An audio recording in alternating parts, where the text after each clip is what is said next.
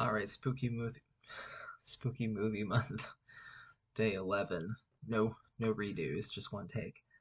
Um, and again, last day I'll cheat. Um, Another TV show that I watched through again, kind of. I'll explain that in a second. Scream is one of my favorite, and actually is probably my favorite movie series. Even though the third one is kind of terrible, I still will watch all of them. Think my ranking, my personal ranking, to make this video a little longer. The first one is obviously the best.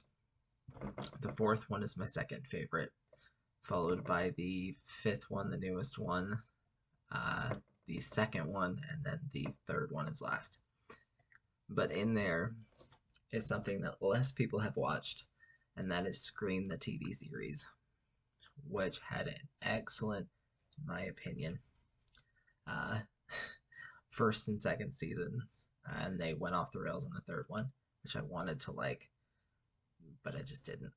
It was years later. They changed the cast, dropped the story and characters they had before, and just tried to do something new, which I did not prefer. I like all of the characters from the original one, from the first series. So the first two seasons are definitely worth watching. You have the town of Lakewood, where the killer Brandon James uh, massacred a bunch of people after he got obsessed with this girl named Daisy.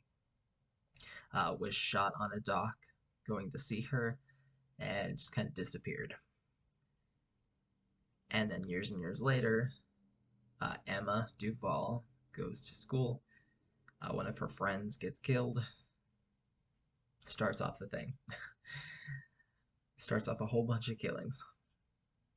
But I actually love this show.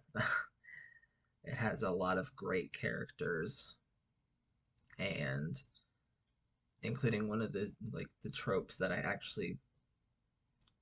think it was around the same time there were a couple of these character types of characters, and it was the bitchy girl who might have like a bunch of money, but it turns out she's a really good person.